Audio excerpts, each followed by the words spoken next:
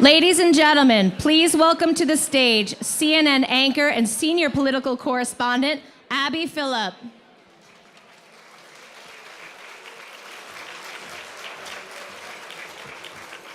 Hello, everyone. Good evening. Good evening. It is such a pleasure and an honor to be with you today. Welcome to the James W. Foley Freedom Awards. To those of you who are gathered here at the National Press Club in Washington, D.C., and those who are tuned in at home, we are honored by your presence and by your support of this extraordinary cause. I have to say, as I was mingling with some of you, it is amazing just the scope of the people in this room, the people who've dedicated their lives to this cause. And I personally want to thank you on behalf of all the people that you have worked on behalf of, but also in the future. There will be many more, unfortunately, who will benefit from your efforts. So this annual event began, thank you.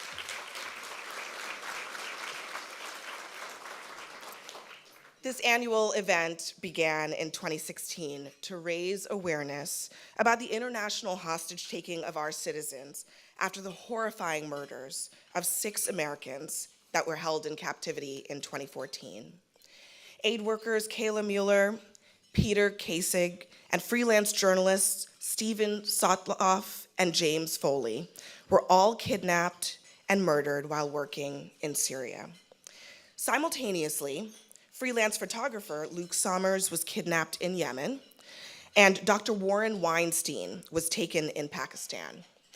So tonight, we gather together in their memory. And for all the Americans who are held in captivity, we gather in celebration of those who have returned home, many of you who are here in this room tonight. And we gather with a sense of deep hope and firm resolve to prioritize the return of all Americans who are being held abroad.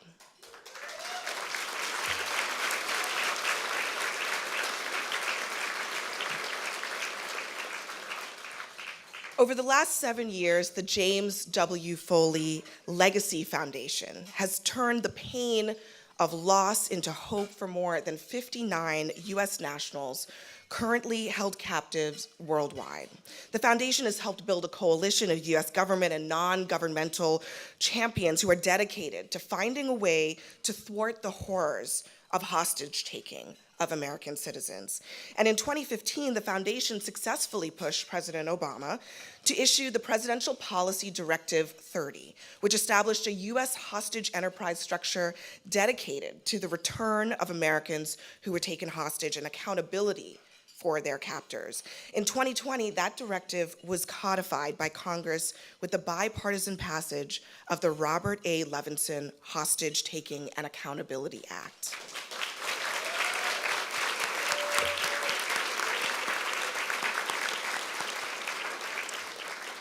Multiple nonprofits and volunteers have further strengthened efforts to bring U.S. nationals home. With a focus on hostage advocacy and journalist safety, the Foley Legacy Foundation strives every day to strengthen the security of all Americans working in conflict zones, Americans who bravely and with brave fortitude show us what it means to have courage. We are all seeing that right now as Americans are working in incredibly dangerous circumstances in Ukraine. So moral courage is the thread that binds us all here together tonight, and it is what we need in the world now more than ever. Jim Foley aspired to be a man of moral courage, and each year the Foley Foundation seeks to highlight the quiet heroes who try to make a difference for others in the work of hostage advocacy, in the work of press freedom, and in the work of humanitarian efforts. So this year, we are so excited to present the inaugural Robert A. Levinson Excellence in Government Award to honor Mr. Levinson's extraordinary dedication to government service. Progress has begun, but criminal and state actors who continue to kidnap innocent Americans who are working or traveling abroad pose an increasing challenge to our citizens and to our national security. So a lot of work, of course, remains. I don't have to tell anybody in this room that. And that's evidenced by the long list of current US nationals who are held hostage or are wrongfully detained abroad. Obtaining their freedom is fraught with obstacles due to the captors deliberately seeking to hold our country hostage with their impossible demands. The work of the James W. Foley Foundation will not be complete until every single American hostage is able to return home safely and the journalists are able to work safely and be protected worldwide.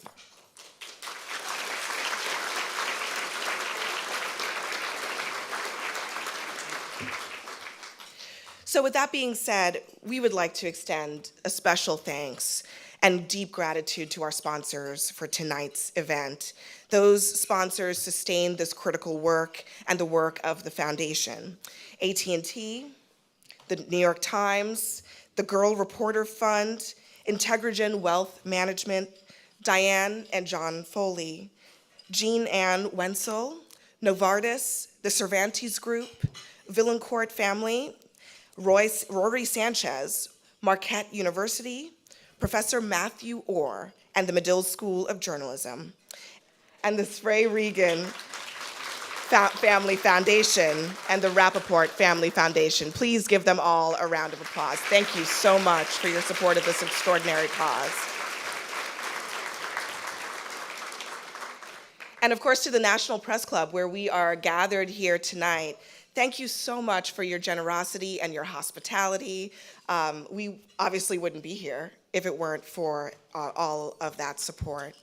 So I'm now honored to welcome a woman whose grace, strength, and determination and own moral courage has drawn us all together tonight. Please give a warm welcome to the Foley Legacy Foundation's founder and president, and Jim's mom, Diane Foley.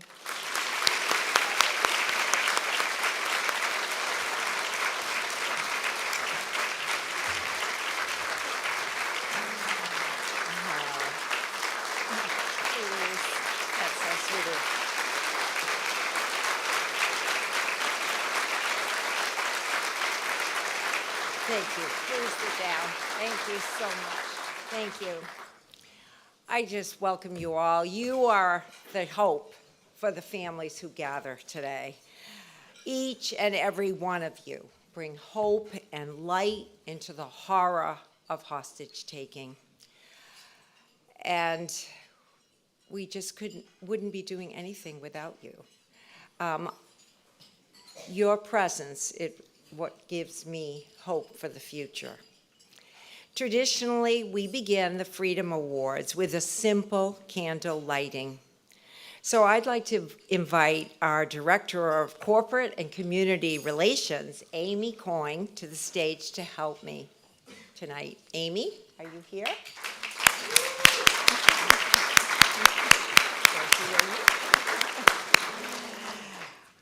We light these candles because this is a somber evening. We have people who are desperately in need of us.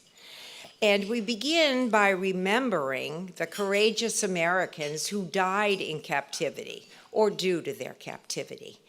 And so I'd like to ask, please, the families of Warren Weinstein, Robert Levinson, and Amir Fakhoury to please join us for this annual remembrance. If you'll please join Amy here on the stage.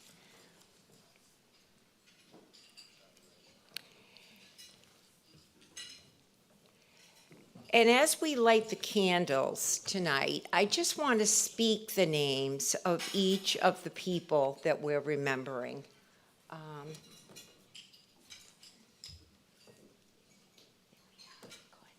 I'm sorry, I don't want to get ahead of myself. Thank you, Macy. And Elaine, welcome. So good to see you. Welcome, dear. Welcome. So happy to see you. Same here. Same here. Nonsense.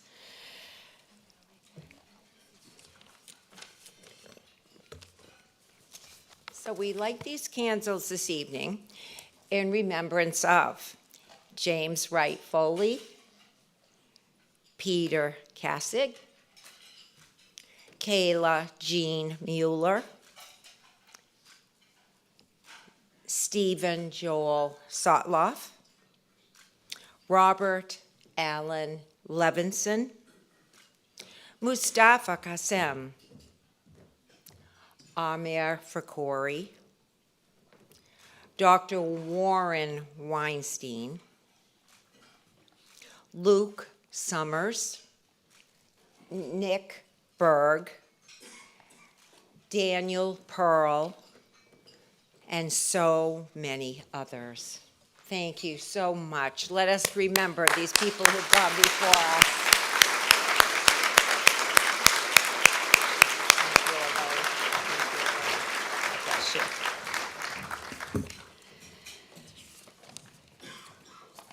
This second candle is an incredibly important one because this year we have more than 59 public cases of innocent U.S. nationals who are wrongfully detained or held hostage tonight. So many of those families are going on 4 to 5 years of enduring this ordeal. So I would like to invite a member of the many of families who are here present to please join us in lighting the candle of advocacy so that we can remember really why we're here this evening. And if the families of hostages, please stand. Would all of you stand, please? There are many of you here. Don't be shy, because you're here. We're here for you. So please stand up so people can see who you are. Please stand up.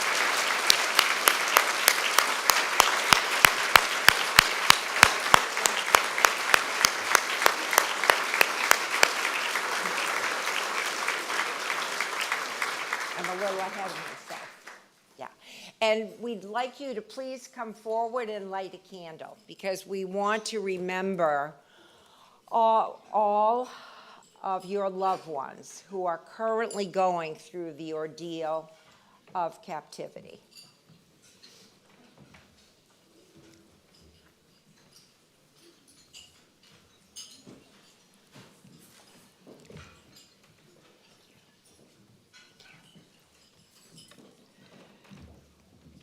Please take a note of these brave families.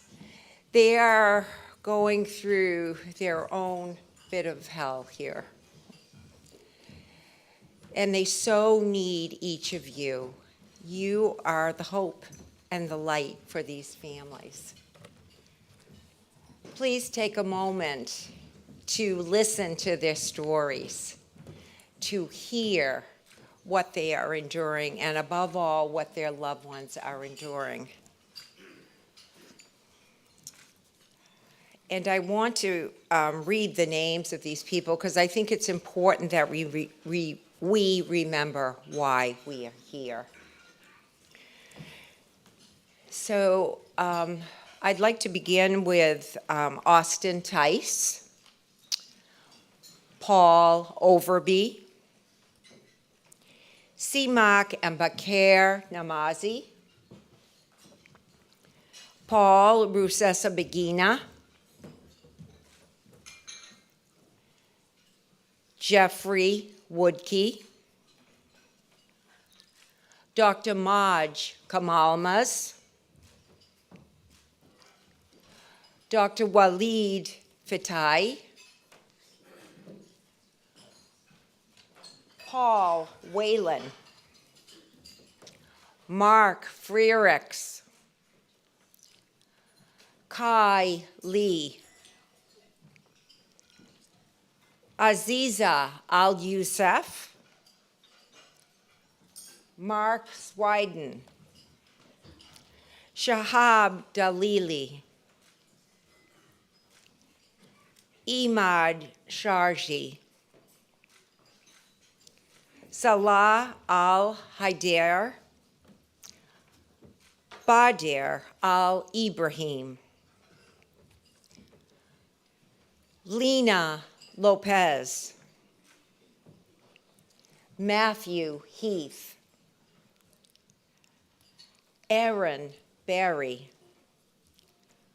Luke Dedman, Tomeo Vadel, Jorge Toledo, Alirio Zambrano, Jose Luis Zambrano, Jose Pereira, Brittany Griner, Morad Tabaz. And we fear this is the tip of the iceberg. We know there's many others. But this is why we gather tonight, because these families are desperately in need of our support. In fact, they are so desperate that this morning, the families themselves organized a Bring Our Families Home rally in Lafayette Park. And that is what these brave families are about. They have come together, and that's why we come together tonight, to give them that kind of support. So I thank you from the bottom of my heart. And also, before we begin our awards, I do want to warmly welcome the Americans who have been freed from captivity. Our most recently freed hostages include Gustavo Cardenas, Jorge Fernandez, Fernando Espinoza, and Trevor Reed. Would the Reed family please stand? We welcome you to the home.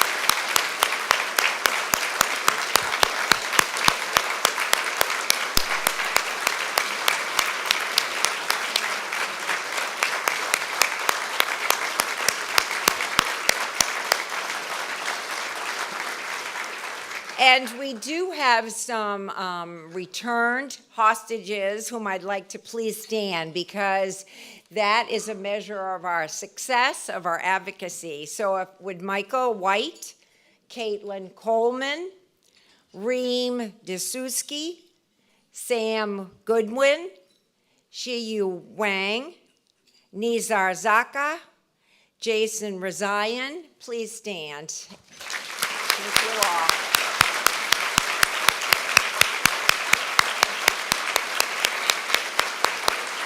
Thank you so much. Thank you, Caitlin. Thank you.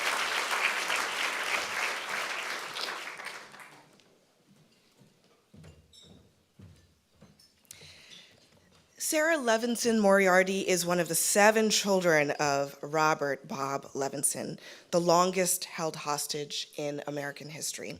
And since Bob was taken in March 2007, Sarah has been a relentless advocate for her father, building relationships across the government, in the private sector, and with other hostages and their families, and with the United Nations Human Rights Council.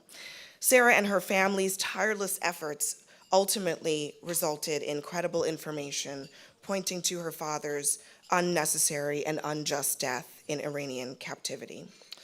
The Robert Levinson Hostage Recovery and Hostage Taking Accountability Act passed with bipartisan support in 2020 and was named after Bob, thanks in part to Sarah and her family's efforts and advocacy.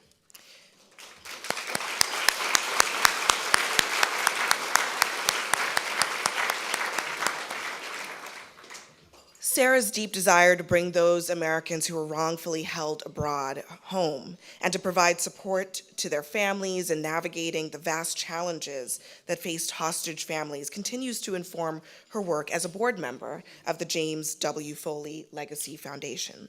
So we are so honored to have her here with us tonight to share her story and to advance her campaign of awareness. Please welcome Sarah Levinson Moriarty.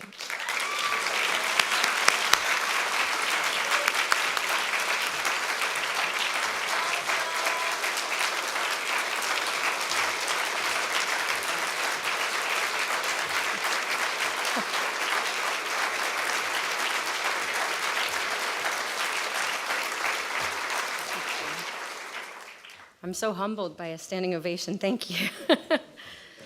Thank you so much, Abby, and thank you to Diane and the Foley Foundation for giving me this amazing opportunity to speak to all of you today. We've been so happy to see several wrongful detentions come home in the past month or so, and so many who have been brought home in the room today. We hope that this means that the momentum is growing. Every day matters. Having these individuals each back home is a victory for all Americans. After rewatching David Bradley's keynote speech last year and the video from President Obama, I feel like I have quite the big shoes to fill.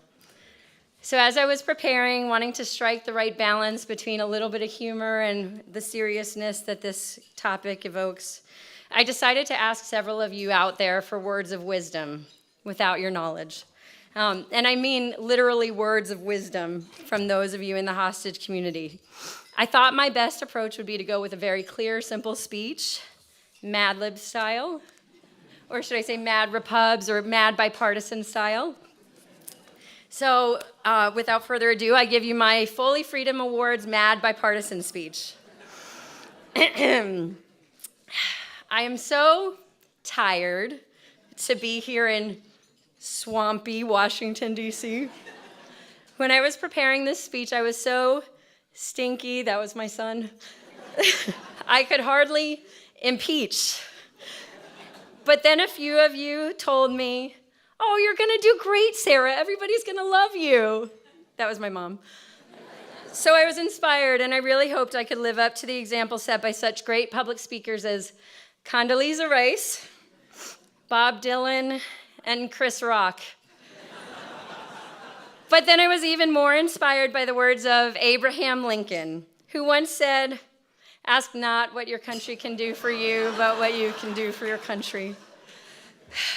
So with that inspiration, I want to acknowledge our president, who does a great job caring about hostages. Good. And the Hostage Fusion Cell, the State Department, and the NSC, who always love softly to help. And then, of course, there's Roger, who is so happy-go-lucky. Roger gave me that one himself, not knowing it. But I'm really excited about the Bold Levinson Award. Inspired by my handsome father and the Levinson Act's passing at the end of 2020, we hope to honor those in government who are grossly underpaid.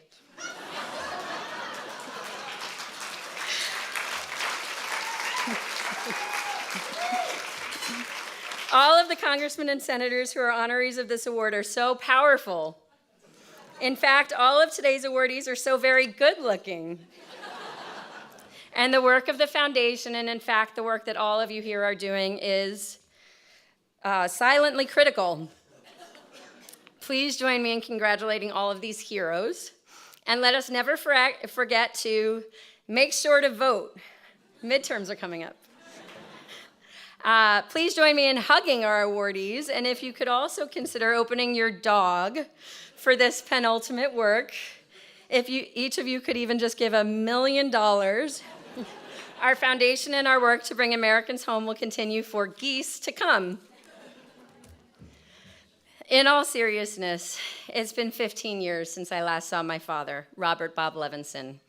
As many of you know, he was taken from us by the cruel Iranian regime in March 2007.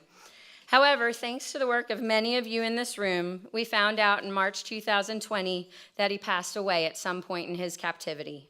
When everyone else was first experiencing the horror of the COVID-19 pandemic, my family was facing the horror and ambiguity of finally mourning his death. We haven't had a memorial service, and we have never publicly eulogized him, so I'm going to take a moment to do so. My father was the most amazing man I've ever known, next to my husband, Ryan, of course. The epitome of a public servant, he knew from the age of 8 that he wanted to be an FBI agent and catch the bad guys. Bob Levinson lived and breathed only two things: his family and his country. The moment he met our mom, it was love at first sight for him, even if he wasn't ready for her yet. Theirs was the greatest love story I still have ever known. My mom truly came alive when she met him. That's when her life truly started. They got married within 11 months when he found out he was moving to Colorado for the DEA. He said he wasn't going without her. "Is it official then?" she asked. "Yeah, you can tell your parents." That's my horrible Bob Levinson impression. If you ask anyone who knew my dad, he was the consummate family man. Apparently, my mom didn't want to have children, being from a family of 7 herself, and yet somehow he convinced her to have 7 of her own. All of them are here today.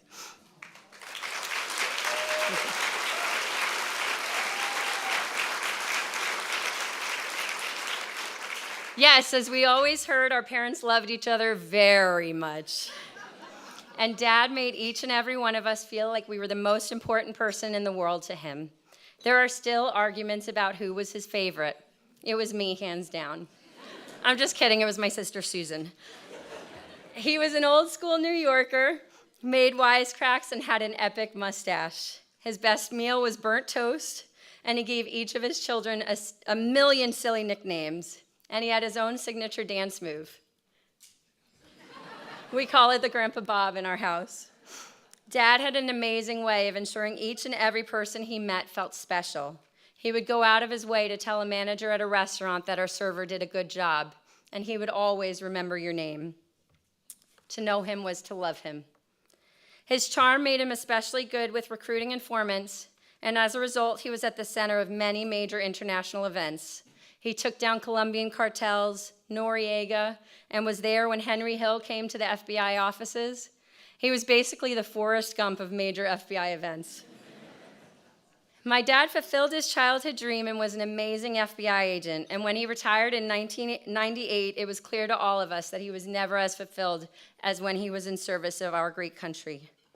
I remember about 8 years or so after he moved into into private business when he told me he got a contract for a certain agency, the Pickle Factory, as he called it. His voice lit up and you could almost see the twinkle in his eyes. He was finally back out there catching the bad guys. I hope to be half the parent that my father was. My 2 boys, Sean and Tommy, are here today, and recently they told me they wish they could go to heaven soon, specifically because they hope to finally meet Grandpa Bob. That's how much I've told them wonderful stories about him. Despite how hard he worked, he always had time for his children, and he loved to spoil us. I think of his wisdom every day when parenting my own children. My dad never did anything he did for the glory. He did it because it was the right thing to do. He had a profound sense of duty and desire to do good. This was the inspiration for the Robert A. Levinson Excellence in Government Service Award. People who are out there in our government fighting and succeeding for the American people. People in public service like my dad give great sacrifice for our country. They work nights and weekends and holidays. Those especially committed dream about a problem, think about it, and won't rest until they figure out how to solve it. They come with a sense of urgency. They know that every day matters, especially for people wrongfully held.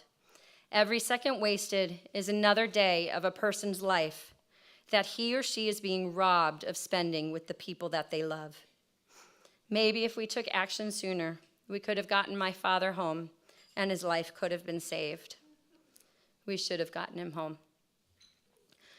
I want to take a moment to acknowledge a few people here today who have also given everything they had.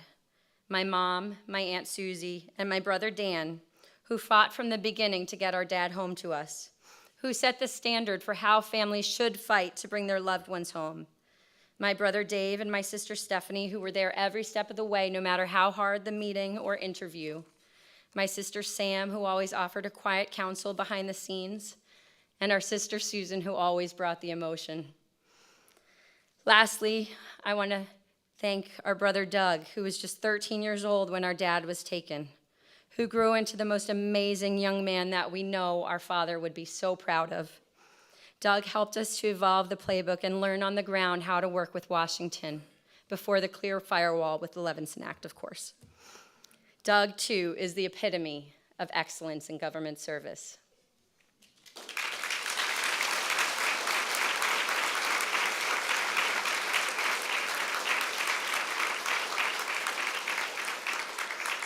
I know our dad is smiling down at all of us for what we have done to band together and become even stronger through the trauma and pain we have experienced. To the hostages, if you can somehow hear this or read about this later, and to the hostage families, no matter how frustrated you may get with the USG, and believe me, my family knows, please know there are still many people who care deeply, who are thinking about you every day, doing whatever they can to make your families whole. A lot of them are here in the room tonight. Senators Menendez, Rubio, Shaheen, Coons, and Leahy, and Congressman Deutsch, Waltz, Wilson, and Lou, and Casey, Andrew, Bethany, and Tim, they are some of them. Each of these awardees had the moral courage for us to see the Robert Levinson Hostage Recovery and Hostage Taking Accountability Act become law and start making a difference for Americans.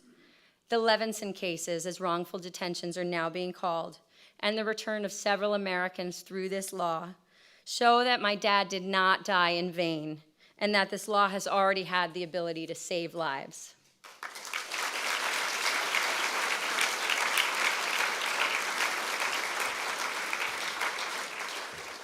The award itself is a hand with a pen.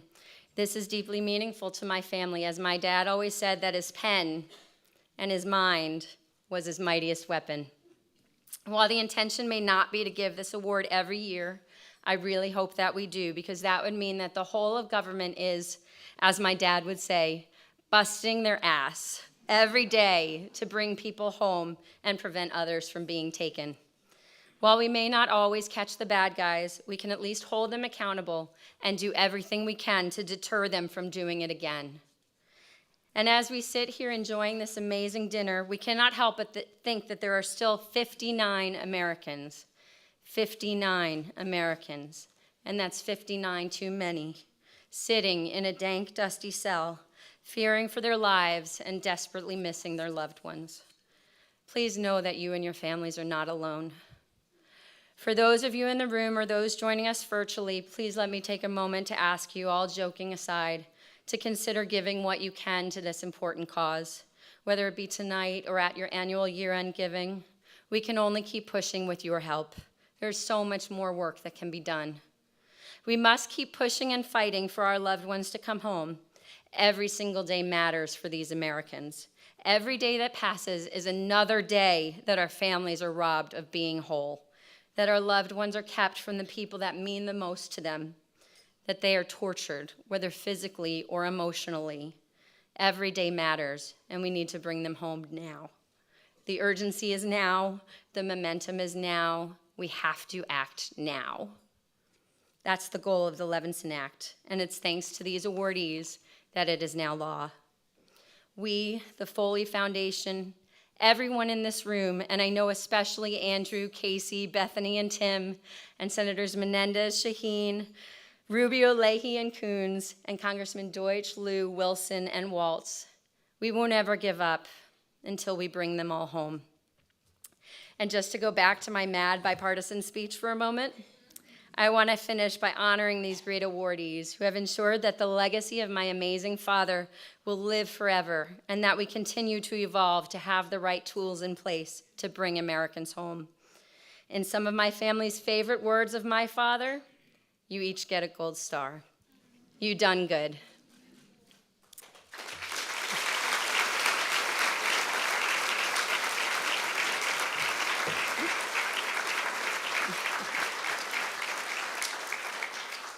And now for a look at my father's amazing legacy, thanks to these wonderful honorees.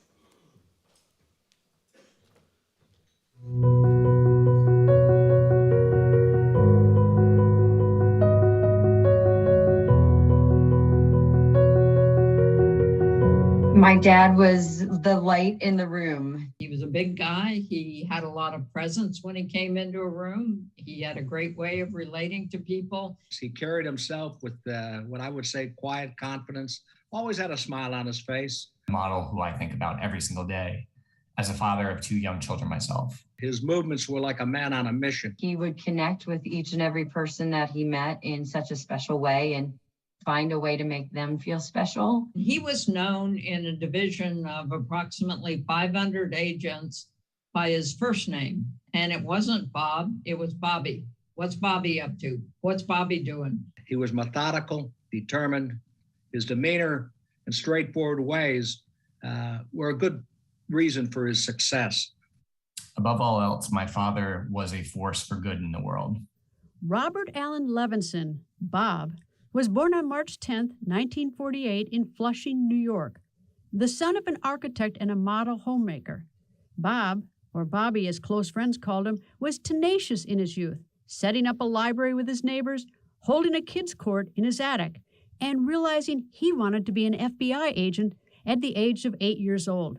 By his early 20s, Bob paved a path toward helping his country, first joining the DEA in 1970. He did this always with the goal of catching the attention of the FBI so he could achieve his dream. Bob was a bit of a legend already in the FBI. Bob and I sat back to back, telephones, people talking over people, and there would be Bob Levinson sitting at his desk with a typewriter, going away faster than anybody else could possibly imagine. He cared about the overall mission of the United States. Bob took tremendous pride in his work for the DEA and FBI. During his distinguished career, Bob earned many commendations and incentive awards for his work. This was a result of his hard work, commitment, and loyalty. He refused promotions to supervisor because he wanted to focus on the work, not sit behind a desk. He wanted to catch the bad guys. But he was modest about it. We knew that he was catching the bad guys, as he always liked to say. He really wanted to make a difference, and he cared deeply about his country. I'd go over to his house and we'd be talking about some sensitive matter, and maybe one, maybe two or three of the Levinson children, one might walk in, sit on his lap. Another one might be crawling and clinging to his ankle. There was one thing that Bob Levinson loved more than his country, and that was his family. Bob and the love of his life, Christine, married in 1974, and together they raised a beautiful, caring family with 7 children. Bob was, by all accounts, an amazing father and always made each one of his children feel special and deeply loved. I had the most wonderful childhood. And even as the 5th of 7 children, my father took the time to make sure that I knew that he loved me and that he could provide individual support and attention to me, all while doing everything that he was doing to protect and serve our country every single day. It was about his country and about his family. So he'd go off on trips, but he'd buy us souvenirs, and we'd come running to the door. He'd have his suit on, and we'd all come running to the door to meet him. Bob retired from the FBI in 1998 to work in private business, but he was never as fulfilled as he was when in government service. In March 2007, he traveled to Kish Island, Iran, and was kidnapped by the Iranian regime. He has not been publicly seen or heard from since then. The Iranians have never admitted to holding him, and in March 2020, the family was told that Bob passed away in captivity. But this was not the end of Bob's legacy. This ordeal would not be the end of the many ways Bob Levinson served his country and its citizens. In 2018, a bipartisan group of lawmakers in the U.S. Senate joined together to create meaningful legislation that would bolster government resources to bring Americans held hostage or unlawfully detained abroad back home where they belong. First and foremost, the Robert Levinson Hostage Recovery and Hostage Taking Accountability Act codifies into law President Obama's 2015 Presidential Policy Directive 30.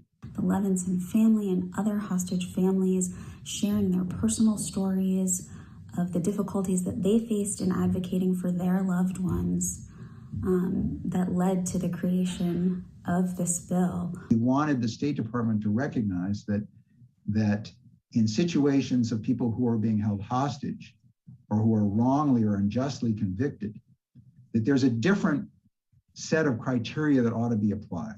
It was really encouraging when we were able to come together in a bipartisan way and put together the Levinson Act. And I think it's a really meaningful piece of legislation.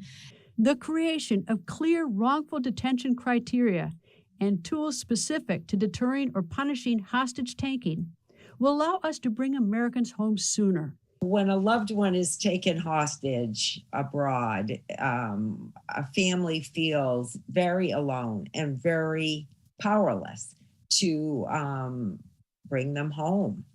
The James W. Foley Legacy Foundation is proud to present the inaugural Robert A. Levinson Excellence in Government Service Award to 13 members of Congress and key members of their staff for their direct impact as government employees in bringing Americans home while demonstrating the moral courage to exceed expectations in their government role, just like Bob did. tonight's honorees have played a part in reuniting families and protecting U.S. citizens in ways they may not even have fathomed.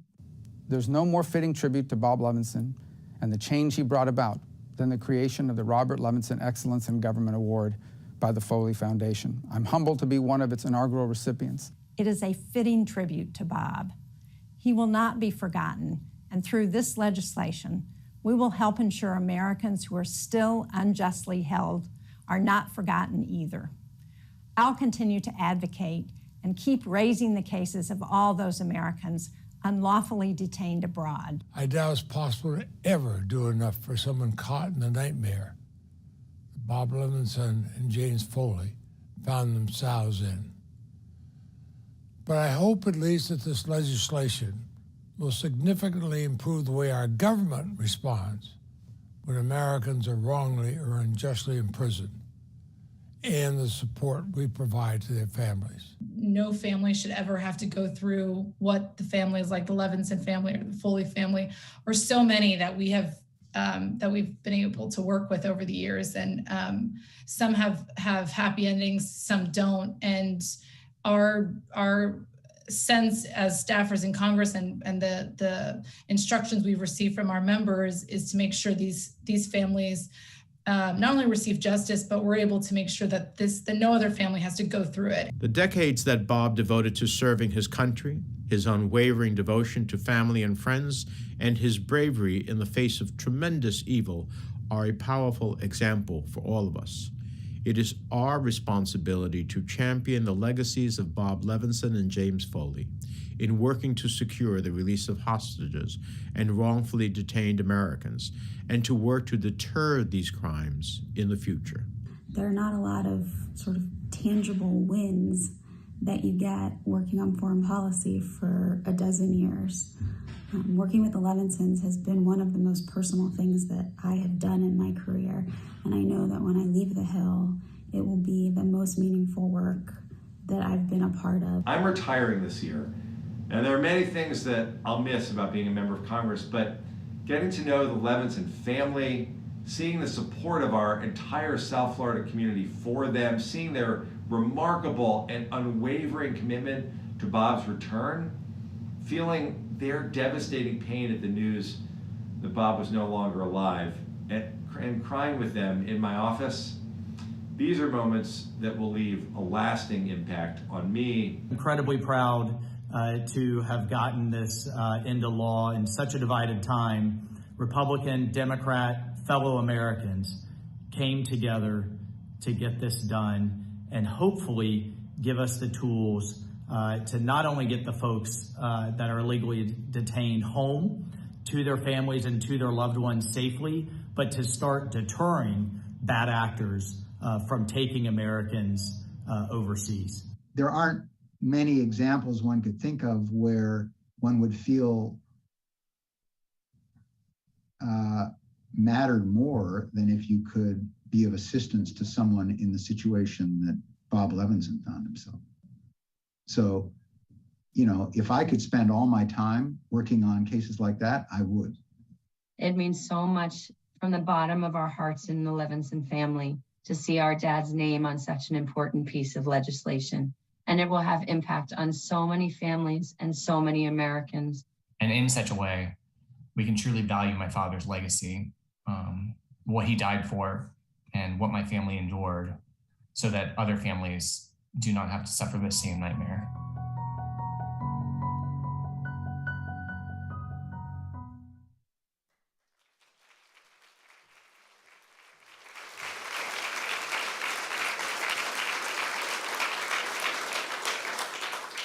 Congratulations again to Senator Chris Coons, Congressman Ted Deutsch, Senator Patrick Leahy, Congressman Ted Lieu, Senator Bob Menendez, Senator Marco Rubio, Senator Jean Shaheen, Congressman Mike Waltz, Congressman Joe Wilson, Andrew Keller, Casey Kustin, Bethany Poulos, and Tim Reiser.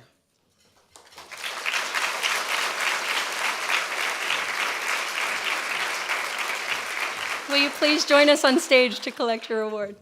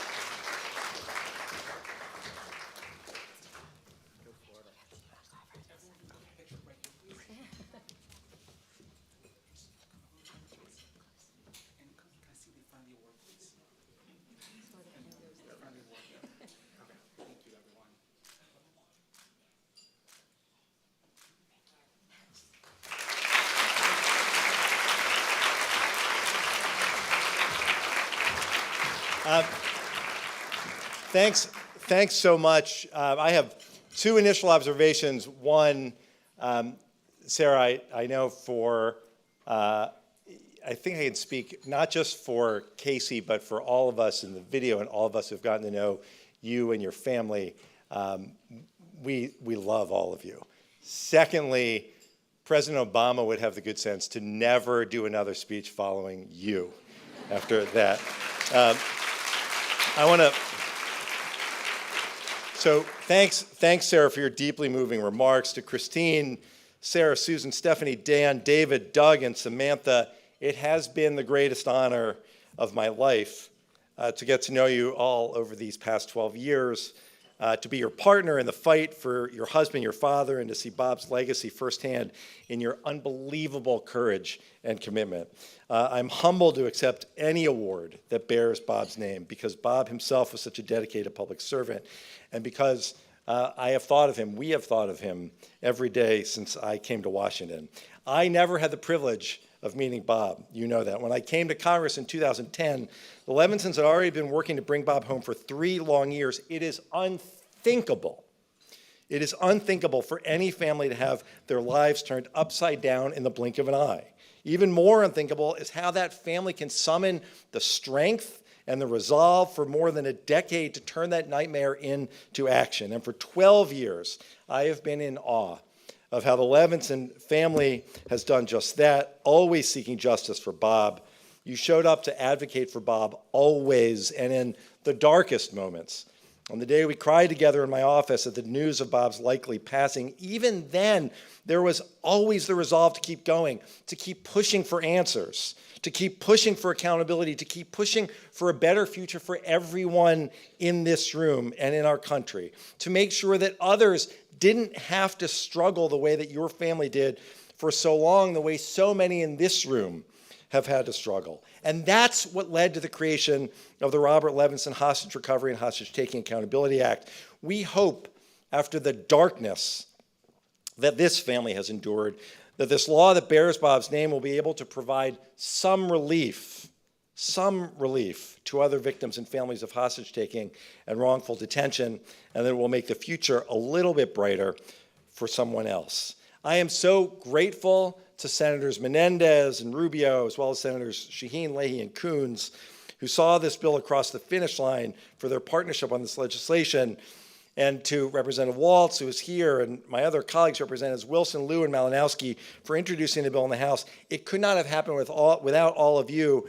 And thanks to the incredible staffers honored tonight, Andrew, Bethany, and Tim, I'll get to Casey in a minute, whose commitment to these issues is as deep as their bosses. You heard in the video, I'm leaving Congress, but working with the Levinson family, getting to know so many other former hostages, hostage families, has been the most personal and absolutely the most meaningful work that I've had the honor to do. I will miss, there is no doubt, standing by their side as a member of Congress, but here's what we can all do. Just like all of you, I will continue to be your advocate, your supporter, and most importantly, your friend. I'm thrilled to be joined tonight by my wife, Jill, and our dedicated team and staff who for more than a decade worked on Bob's case in so many different ways. And of course, so many of you in this room share my gratitude for a member of my team who has been a tireless champion for the Levinsons and for the work, for this work, and who made sure this bill became a reality. And that's Casey Custon. I know that the Levinsons value Casey as much as I do, and I am beyond proud and incredibly grateful to see her recognized for her work tonight, and so wish that COVID did not exist so that she could be here tonight in person with all of us. From the bottom of my heart, thank you to the advocates who are here tonight. You do the work every day that truly matters. You bring the stories of those facing enormous sorrow and injustice to life. You inspire all of us to push for progress. And before I close, I just want to take a moment to acknowledge how thankful I am, how thankful we all are that Trevor Reed came home, a sentiment that I know is shared with the people in this room. I I had the pleasure of meeting his father, Joey, tonight. Trevor's story, too, is a reminder that this work goes on. We must all continue to do our part to bring every unlawful detainee and hostage home.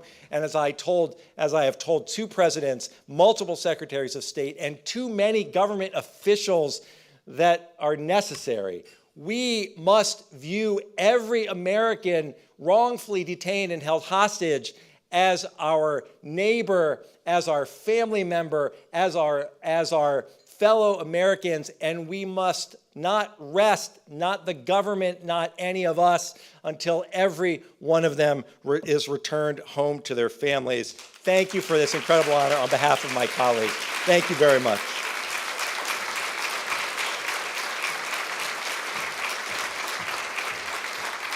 Thank you, Congressman Deutsch, and all the awardees. Please, ladies and gentlemen, welcome back to the stage Diane Foley.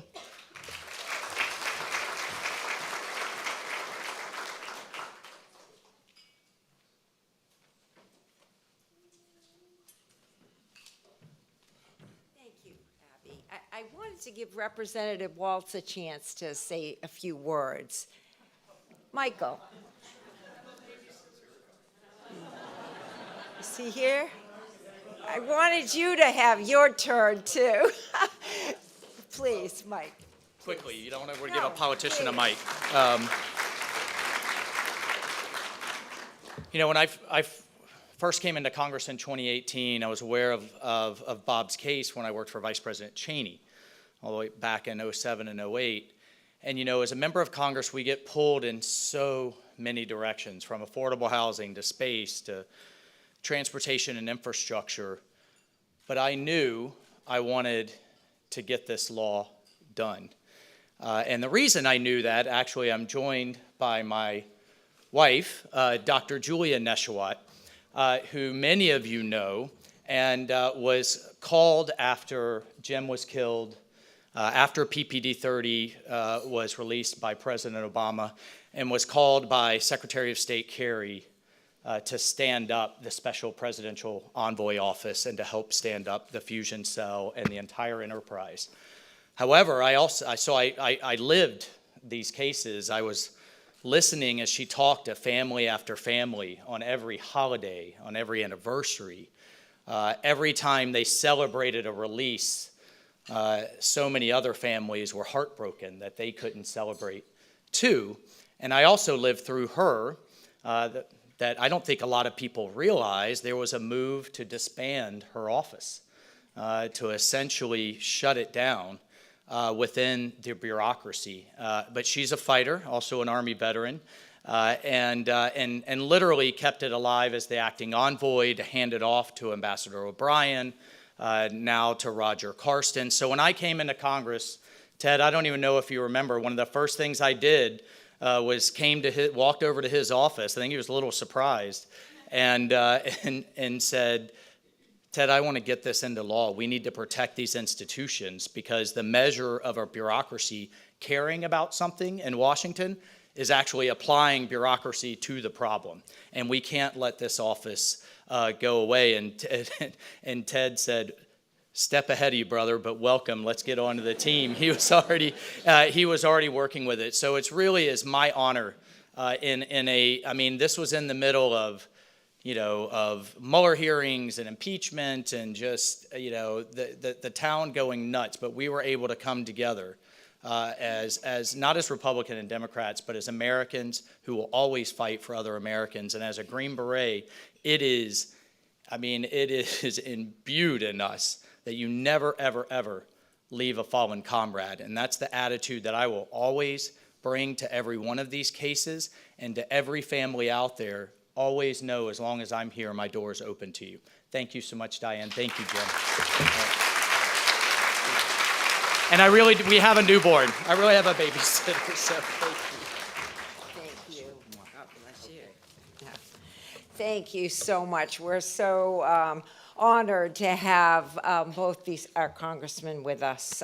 This wouldn't have happened without the Levinson family and leadership in Congress. So, and I want to thank all of you, because, we celebrate the heroism of great Americans like Robert Levinson, like our son Jim. I think he was a great American, like Kayla Mueller, Stephen Sotloff, so many of the good people who've gone before us.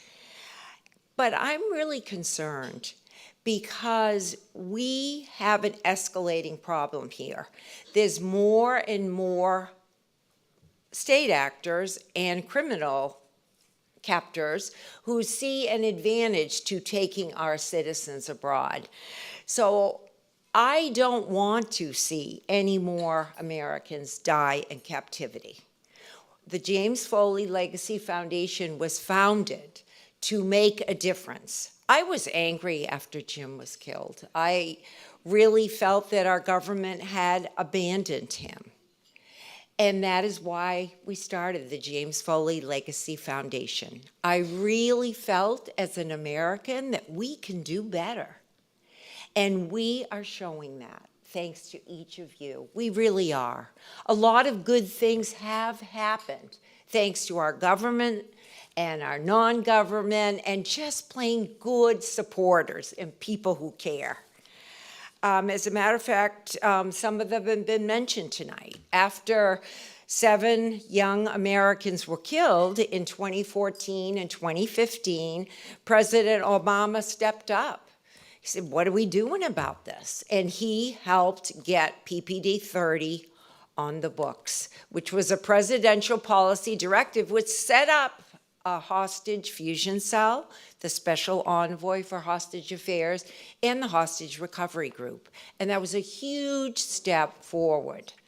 Then the Levinson family came with Robert's strong legacy and added the importance of criteria to identify when our citizens are wrongfully detained, when in fact a government has just taken them because they're an American, not because they've ever done anything wrong. So that was a huge step forward. And then just this last month, we convicted the second of 2 British jihadists who were responsible for 4 Americans' death. So that was a huge step, a huge accomplishment for the Department of Justice and FBI, the fruit of many, many years of work. But the problem is this hostage crisis, and particularly the wrongful detainees, have grown. More and more countries are starting to see this as a way to attack our country, particularly Iran, China, Russia, Venezuela, are using illegal arrests of our citizens as a strategy against us. More and more we're seeing this happening. And this is where I'm here to desperately ask for your help. Please help the Foley Foundation spread the word of the horror of hostage taking and wrongful detention. So many Americans don't know anything about it, never heard of it, just have no idea. I need your help to make your friends and family more and more aware of this very American, nonpartisan issue. This isn't a Republican or a Democratic issue. This is our issue as Americans. All of us have sons and daughters, mothers and fathers, and often Americans need to go out into the world as brave journalists, as workers, aid workers, government officials, you name it. We're all over the map. We have businessmen conducting important business across the globe, and we need to have the back of those brave Americans. So we need your help. Thanks to all of you, we have raised nearly $175,000 tonight. That's thanks to all of you.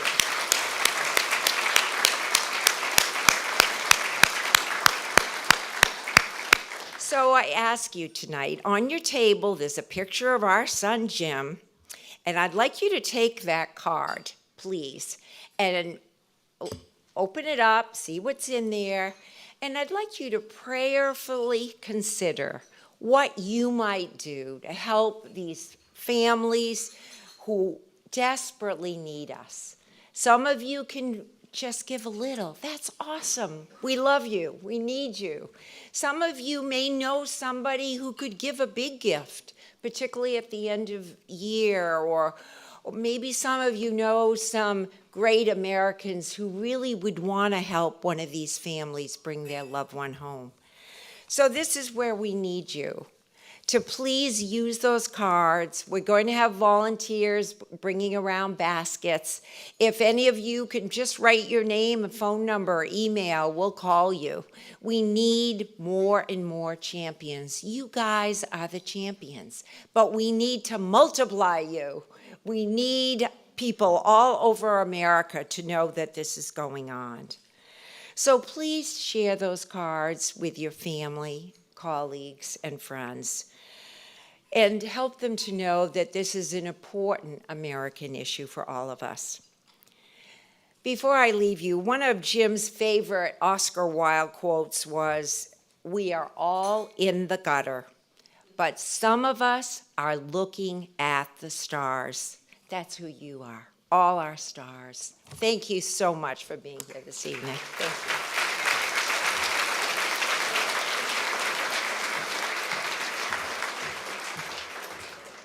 Thank you, Diane, and thank you all in advance for your generosity. To present the next award, we are going to turn to one of tonight's other honorees, who you just heard from. Congressman Ted Deutsch has served in the United States House of Representatives since 2010, and he proudly represents Florida's 22nd congressional district. And as you've already seen and heard tonight, he is a passionate legislator who leads from a foundation of approachability and thorough knowledge on the issues, and of course, a sense of humor. He currently serves as the chairman of the House Ethics Committee, as well as the co-chair of the Congressional Task Force on American Hostages and Americans Wrongfully Detained Abroad. He has been an outspoken champion for hostage families and continues to be a steadfast friend of this foundation. So here to present the James W. Foley American Hostage Freedom Award, please welcome back Representative Ted Deutsch.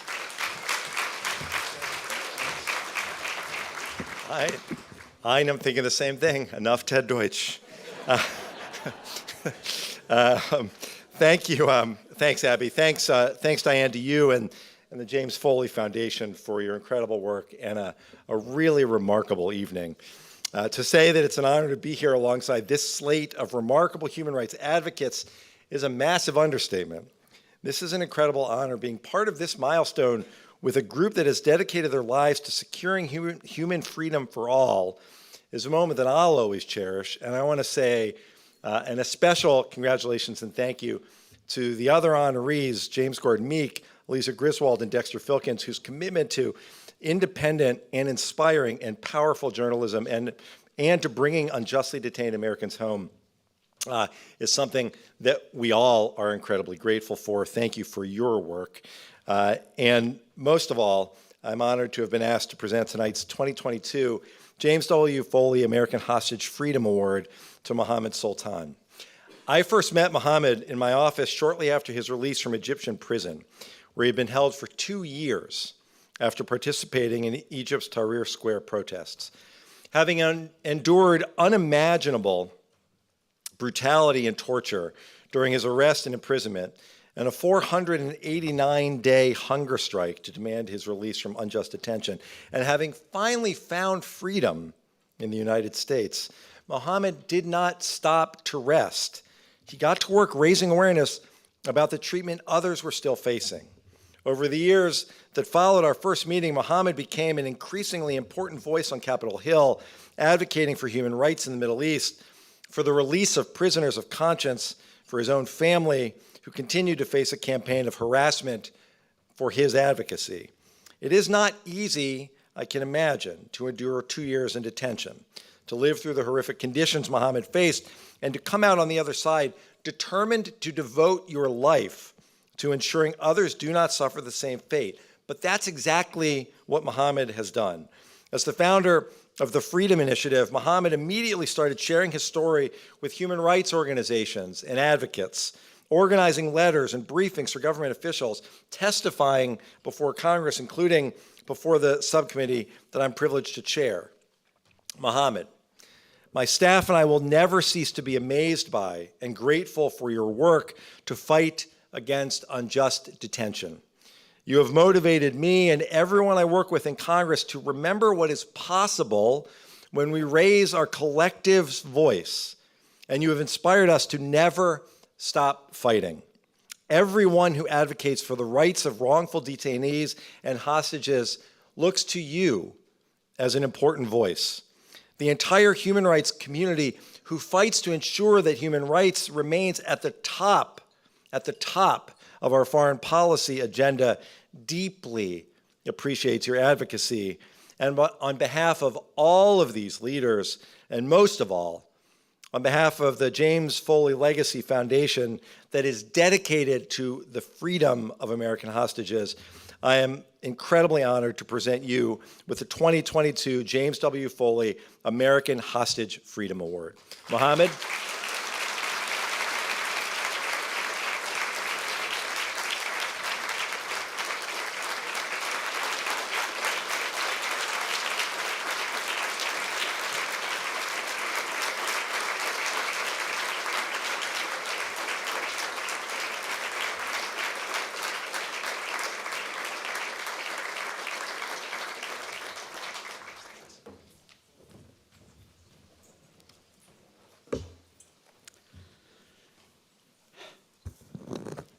Well, that's two congressmen, and Sarah, Diane, the amazing speeches that I have to follow, so excuse me. This award is a special one. The first is always extra special. But it's not just because it's the first, it's not just because it's the James Foley Foundation, who I had the honor and privilege of working alongside, going to Capitol Hill, calling journalists, begging them to just put in a request so that the comms people, not just the policy staffers, also flag it for the principals. It's not just because of that. It's because I'm amongst you, family, friends, partners and allies in civil society and government. And today, my mother, Asma, my wife, Habiba, my sister, Hana, my brother, Omar, and my sister, Bushra, who are here today, my friends who flew out from out of town to be here with me. And for people that can't be here today, my dad, who's still languishing in prison today, paying the price of my activism, my human rights work. My amazing FI team, who have just been so incredible. The original FI team, the evolved FI team, and looking forward to what they will do under the new leadership of Andrea. Two friends who can't be here today because they're gone. To my friend Jamal Khashoggi, who was an incredible human being who pushed me to do better, to think about things differently, to approach human rights advocacy and wrongful detention in a much more dynamic way. To my friend, Fred Hyatt, who was so open to giving a platform like the Washington Post to give the stories, to tell the stories of people who are wrongfully imprisoned. People who can't be here today just because they couldn't join: Michelle, Margot, Malnowski, Rose, Johnny, Andrew, and Jackson Deal, who dedicated an op-ed every single Christmas to wrongfully detained Americans. And every editorial that you've seen sort of ripping apart autocrats for detaining American citizens. Today we have, I think, filled 5 tables and tens of others who couldn't make it. I think it tells a story of how much it takes. It takes a village, literally, of mentors, of journalists, of policymakers, of the working level folks who are pushing literally the memos up the chain and making sure that the prisoner issues are prioritized.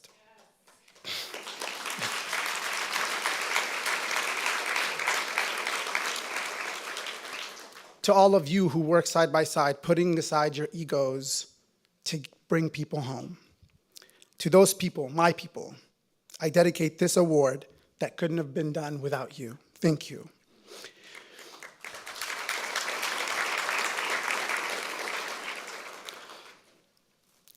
May 27th, 2015, day 640 of imprisonment, day 486 of hunger strike. In this solitude, I find myself blurting out meaningless words just to make a sound to reassure myself that I am alive and able to speak. Man was not created to be alone.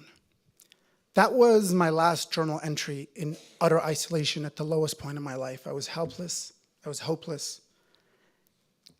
Sitting in a solitary cell, thinking, I'm gonna lose it. I don't care. And hearing my own voice reminded me of the bleakness of the reality that I lived in and the uncertainty of the future. But I decided to hold on for just a bit longer, not knowing that this would be the last journal entry and that 3 days later, I would be on a flight home to Dulles Airport.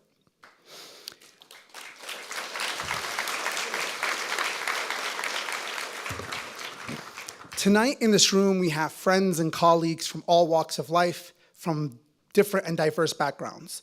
There may be not a lot that we agree on, especially during these polarizing times, but we saw Congressman Deutsch and Waltz stand side by side and receive this award because this issue has historically been and will be and continue to be a bipartisan issue.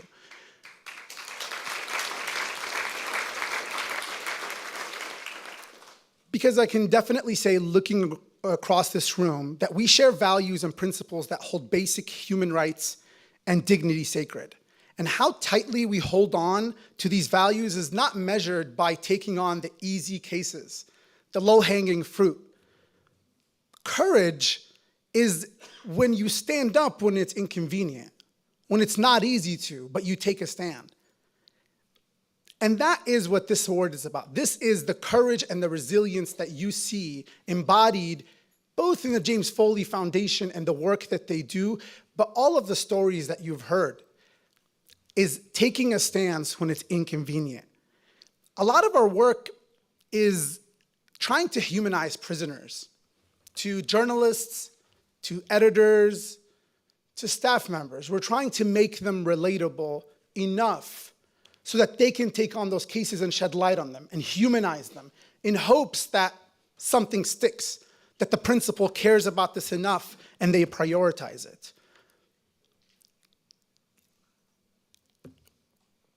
And with every win, it really, really takes every single component, again, with journalists, with staffers, with principals taking these cases on. And so thank you for doing that, because standing up for these issues, standing up really, really makes a huge difference. And I really hope that if you haven't gotten a chance, and I forgot to bring my VR up here, but if you haven't gotten a chance, please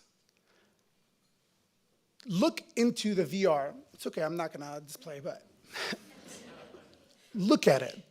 The experience was designed by two former political prisoners in Scorpion Prison in one of Egypt's most notorious prisons. And I can tell you from experience that it's as close to reality as possible. Take a look, swivel your head and take a look what people have to go through every single day. And I'll tell you, as a former prisoner, and I see Sam, I see Jason, I see so many here, the worst moment of a prisoner's day is when they wake up. Because when they're asleep, they're in an alternate reality. They are dreaming about being with family, with friends, being amongst their support systems, doing whatever they like, having the will to open their own door so that they can look at the sky, loving, educating themselves, reading, getting on a phone. All of those things are impossible, and they do that in their dreams because they're deprived of that in real life. And then, that moment when you're waking up in the morning, and you're half awake, half asleep, and every prisoner knows this experience of trying to force themselves back into this alternate reality where they are free, because they are waking up to a cruel and unjust reality that is so horrific. That, when you put on the VR and you see, that is what tens of thousands of political prisoners have to wake up to every day. Every day is a renewal of their detention. And that horror. And, I always say, on the spectrum of life and death, prison is somewhere right in the middle. And where it sways closer to life or closer to death is how much they're remembered. So yes, every tweet that somebody talks about a political prisoner or wrongfully detained person counts. Every letter that a member of Congress signs counts. Every language that you put in a resolution or a law counts, because it gives, if nothing else, gives that prisoner the life that they need to hold on one more second, just like I did when I almost lost it all. That is so important.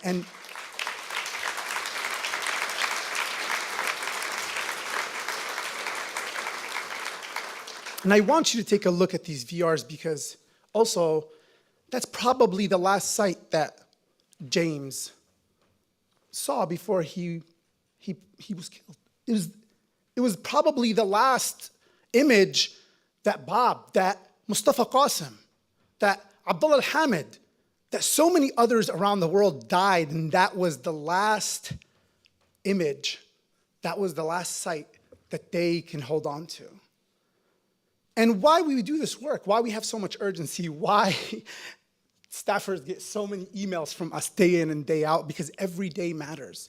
Every hour matters. And if we can decrease the hours, if we can decrease the seconds, the days, the months, the years from somebody's imprisonment, that's well worth it. And if I can impart a few things with you today, is take something of that image. Look around, look at that hole in the ground that they call a bathroom. Look at where you hang your stuff. Look at the little tiny space that you have to live in and day out for years. To remind you every single day when anybody here, human rights advocates, organizations, annoy the hell out of you, when they send you requests for anything, make sure you remember that image.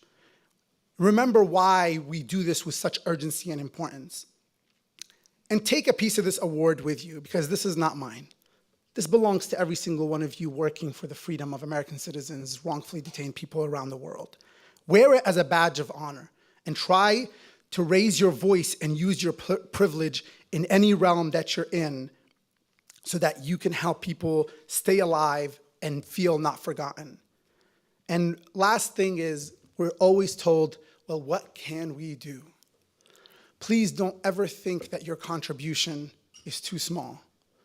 Because the way that we measure good and evil is not the same, because as we saw the families light up a match, a single match can illuminate an entire room of darkness. And I'll end with an Arabic saying that says, إِنَّ الْبَعُوضَةَ تُدْمِي مُقْلَةَ الْأَسَدِ, that a fly can pierce the eye of a lion. Don't think you're too small. Don't think your contribution is too small to make a difference. I am a testament standing before you here from the amazing work of people that are in this room to bring me home. And I am here today, and I hope that we will continue to work together. Thank you so much. Really, really appreciate it.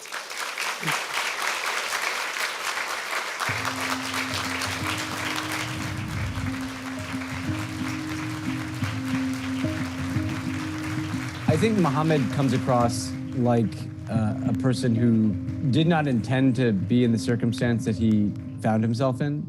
He followed essentially his principles and his interests and found himself in about as bad a circumstances as you can possibly imagine. Being shot, being imprisoned, being tortured, having your father imprisoned. To come out the other end of that and decide that you're going to devote yourself to freeing other people and advocating for human rights in one of the most difficult parts of the world to do so. That speaks to some innate part of his character. I first came across Mohammed when we learned about an American being wrongfully detained in Egypt, Mustafa Hassem. We started working with his lawyer, who then, mentioned that Mohammed Sultan was also working on his case. And he had been doing this for other political prisoners in Egypt.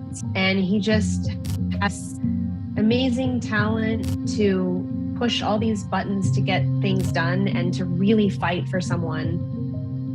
I was arrested for 10 months, and then he helped me really to get released and contact with a lot of people and with my son. I didn't know him, and he helped me without we know each other. I never saw him relent in fighting to free these other prisoners in Egypt, and it just is so important to have people like that in this space. This is a unique person who figured out how to both work with activists and work with people in government. He can walk into any room and try to make an ally. So I'm very pleased to join everybody in honoring Mohammed.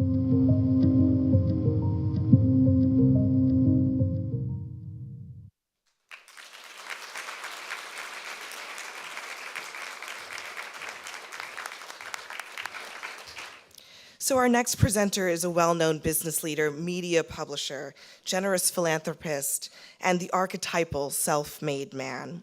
What is less known about him, however, is the work that he has done and he did to try to free Jim Foley and the other Americans held captive by ISIS in Syria. Feeling that they had been abandoned by their government, 5 hostage families were quietly convened by David Bradley in Washington, D.C., so that they could meet each other and support and devise a plan to get their loved ones back home. Prior to this meeting, he was deeply involved in securing the release of Jim and his fellow reporter, Claire Gillis, who were kidnapped in Libya in 2011. And through their efforts in Syria, though their efforts in Syria were ultimately unsuccessful, his connection to the Foley family remains vibrant today, and he's been a stalwart supporter of the Foley Legacy Foundation since its inception in 2014. So here to present the James W. Foley Humanitarian Award, please welcome David G. Bradley.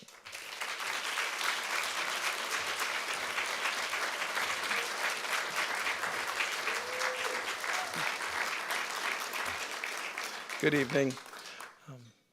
So I'm Chairman Emeritus of The Atlantic. That has bearing in just a moment. The late formidable and great editor of the Washington Post, Ben Bradley, had incomparably loud arguments with his wife, Sally. And then he would lift up at the end of the arguments and he would say these words, "Well, Sally, when the history of the world is written, this isn't going to be in it." This is not going to be the stuff of the history of the world, but for me, this is a terrible historical moment. I have spent 25 years as a deep loyalist to The Atlantic, and I've been asked tonight to concede that there might be some redeeming value in The New Yorker.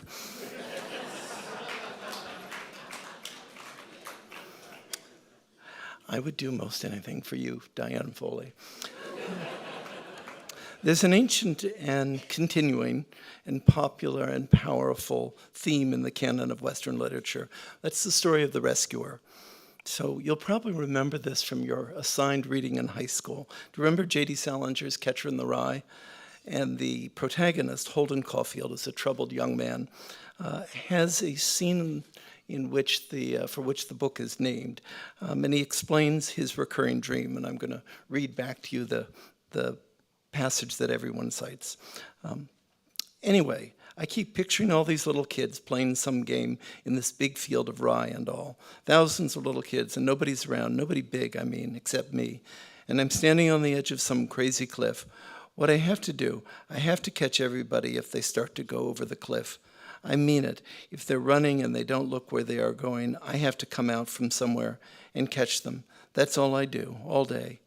I just be the catcher in the rye and all. The oldest rescuer story in the literature, and the greatest, is the book of Exodus. So the Lord orders a reluctant Moses to return to Egypt, the land of his childhood, to gather the children of Israel and take them out of captivity. Interestingly, the argument between an all-powerful Lord and a skeptical Moses is the longest speech that God delivers in the Old Testament. But in the end, Moses obeys the Lord, returns to Egypt, gathers up his people, takes them into the Sinai. And the Bible has that vivid image of the Lord leading his people, a pillar of cloud by day and a fire by night. Western literature is teeming with rescuer stories. But what I've not seen is that extraordinary turn where the author or the writer becomes the rescuer. Eliza Griswold and Dexter Filkins both are Pulitzer Prize-winning journalists in that great stable of New Yorker talent. Through their reporting, both have deep roots in Afghanistan and to the Afghan translators and interpreters, fixers, and journalists who befriended them. For Eliza and Dexter, the scenes outside of the Kabul airport last summer were personal. Here's a description of that scene written by a former colleague of theirs, George Packer. Children and parents lost each other. Troops saw children underfoot. A Marine saw a Talib knife a boy who was climbing over a wall. A tear gas canister struck the side of an 8-year-old girl's face, melting her skin. A new mother staggered through the gate with her baby, who had just died. By the east gate, a stack of corpses baked in the sun for hours. To avoid the besieged gates, U.S. troops brought women and children over the 16-foot blast wall, using ladders under cover of darkness.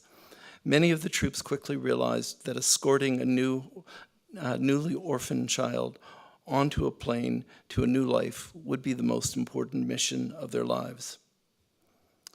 Meanwhile, acting on their own and without authority, Eliza and Dexter enlisted a private army of volunteers to rescue Afghans, bringing them through the gates or over the walls and onto freedom. Their work began in early August of 2021. It intensified on August 15th when the government fell and Hamid Karzai fled the country. But remarkably, it continued even after the last U.S. plane lifted off at 11:59 on August 30th. In total, Eliza and Dexter and their team rescued 2,500 Afghans and settled them around the world. I touched base with Eliza earlier this week. Her work continues even now. Eliza explained that there are 60 women activists held by the Taliban, some raped, some gang raped, acutely needing rescue.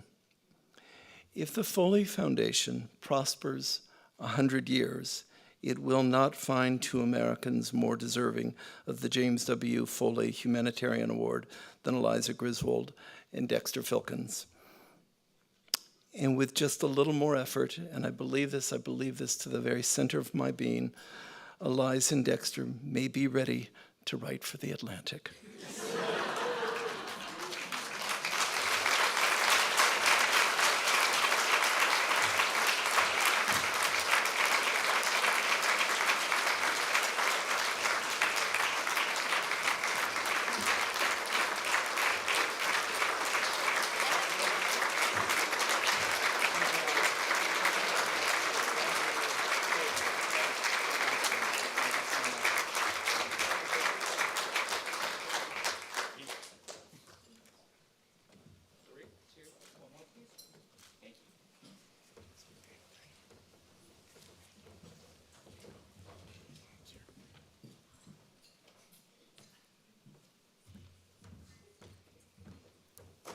This is so incredibly humbling. It's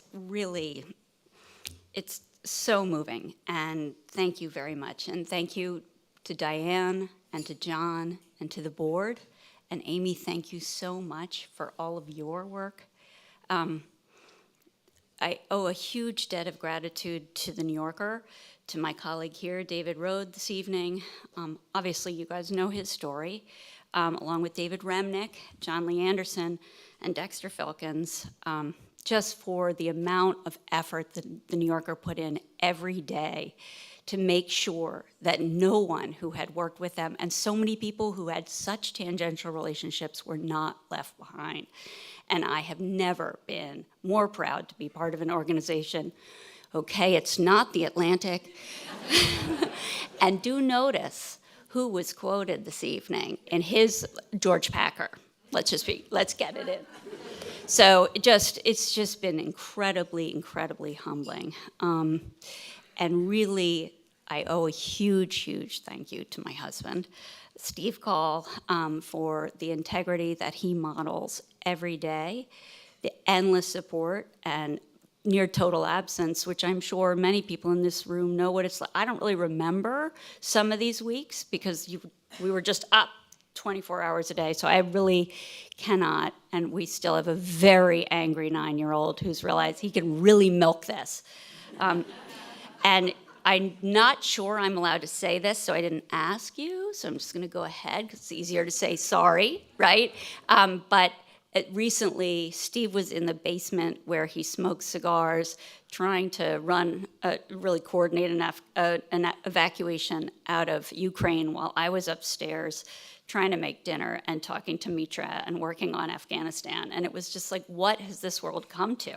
That in one house in suburban Philadelphia, there are like multiple countries and evacuations running. And that's, Diane, that just really speaks to what you were saying, which is just the targeting, not just of Americans, but of people who hold the values that we really support around the world. And the huge cost that people who are available to be taken pay is truly astounding. And yeah, one of the reasons it feels funny to receive this award for us is that this was really about Afghans helping Afghans. And yes, they had our phone numbers and we knew who to call at the State Department millions of times.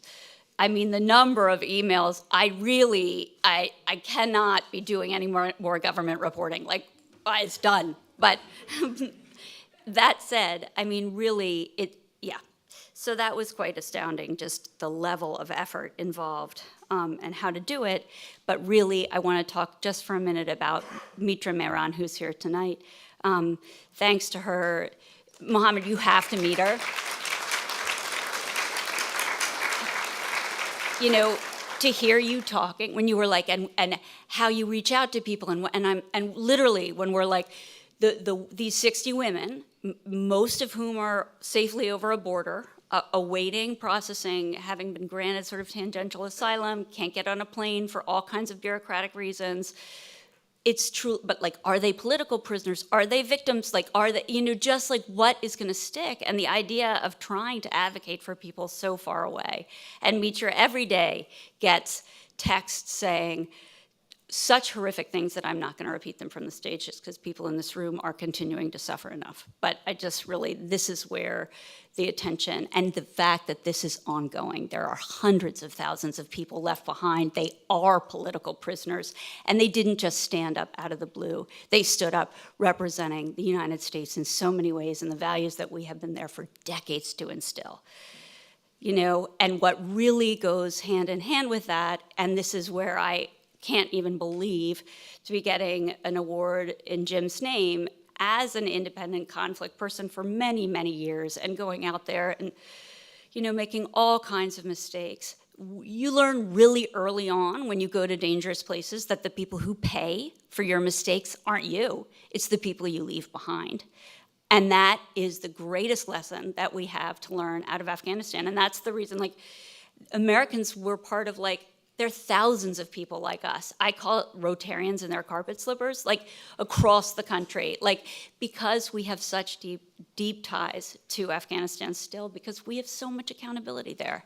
And with that, I also just want to say thank you, especially to David Bradley.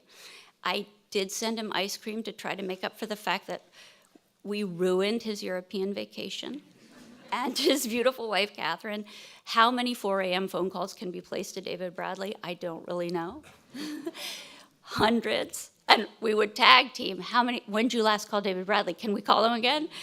But that is because the public David Bradley, who speaks eloquently, who read, you know, at dinner parties, panels, in so many spaces, There is another David Bradley who works in the Shadowlands, who nobody knows, who works quietly on behalf of so many people in this room in the most graceful, gorgeous, quiet way. And when things are really going wrong, and they do, to be on the phone with him and just to have him center and say, okay, quietly, what's next, what's next? We won't be sharing his phone number, which was hard won, I'll say, to get, but just so much gratitude. And so with that, I thought I would just read a poem. This is a poem about Afghanistan that I think I probably wrote in 2013. And the reason I wanted to read it is because the writing was on the wall.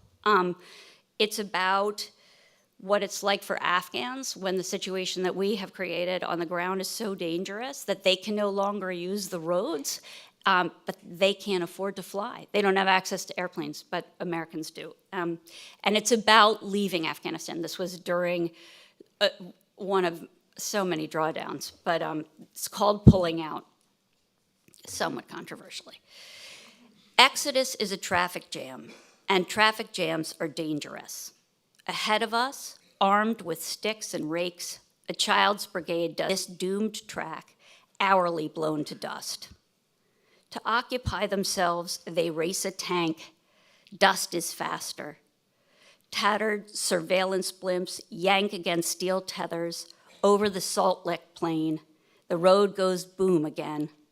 The flimsy means by which we try to distance war don't matter anymore. Disguise your car, your hair, take to the air, stare down on the terrible mirror of the ground where those who didn't qualify for tickets to the sky wave goodbye, goodbye. Thank you.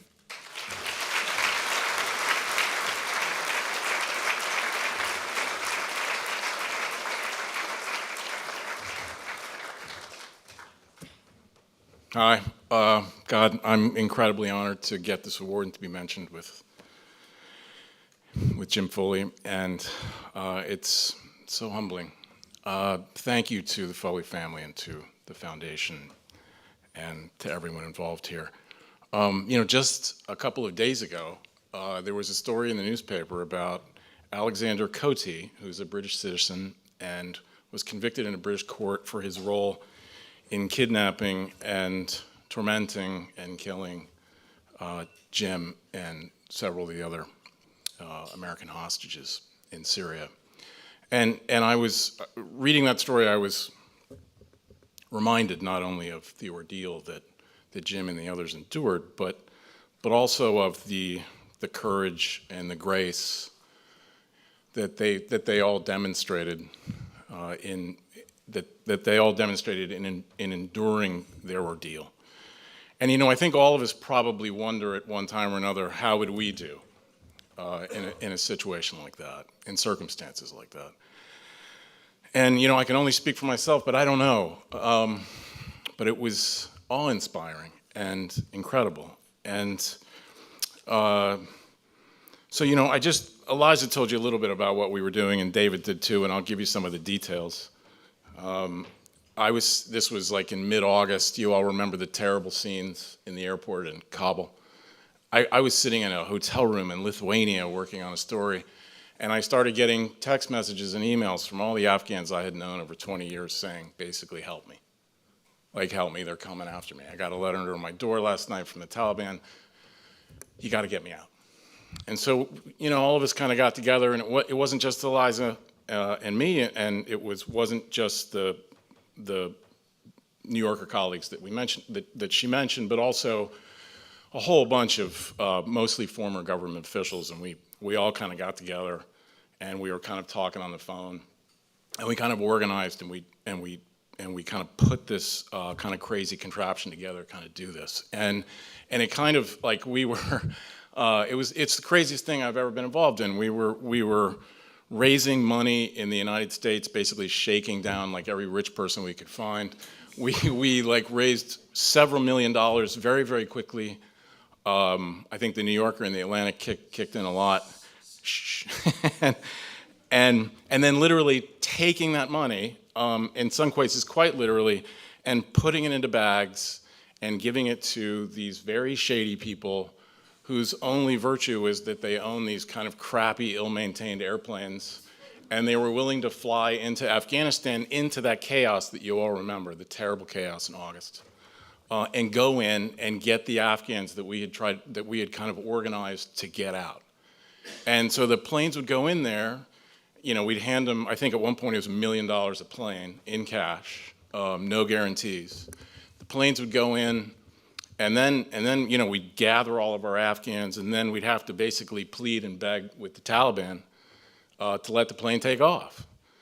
And then, if we were lucky enough, we weren't always, to get the plane off the ground, we had to beg the governments in the Gulf to let the plane land. And you know, that was Qatar and the UAE and all these places, and we were just, as Eliza said, we were just badgering the hell out of people.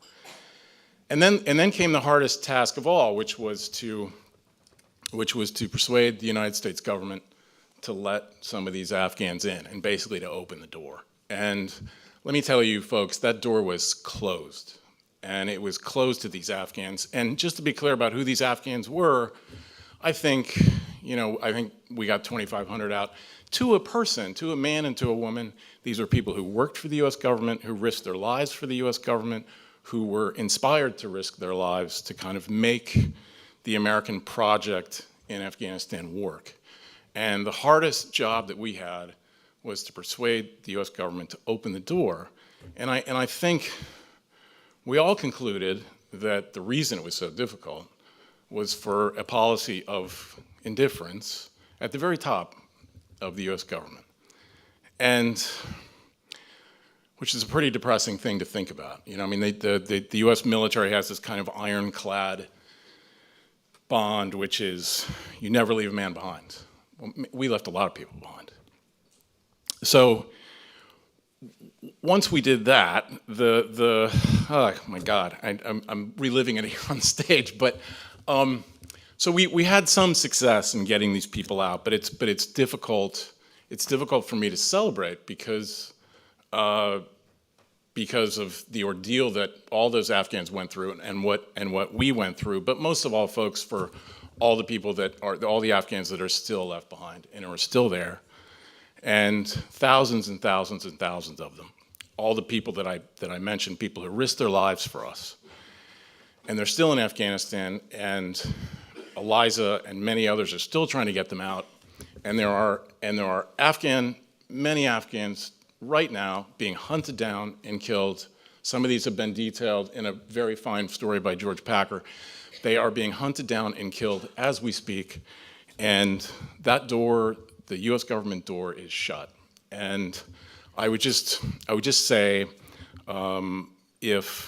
please don't forget these people, and to the US government officials who are here tonight, please don't forget them, and please keep fighting for them. Thank you.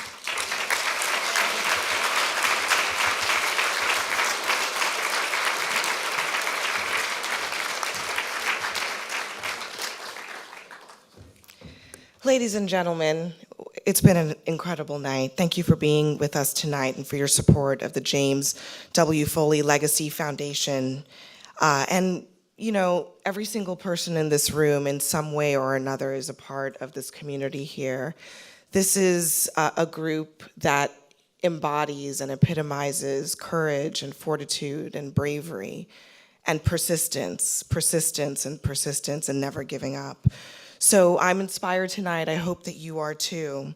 I want to extend the Foundation's deep appreciation for all of our presenters tonight, and congratulations to our incredible awardees. Thank you for your work. Please keep it up. We are all indebted to you. Until next year's Foley Freedom Awards night, good night to all of you. Thank you for being here, and thank you for your support.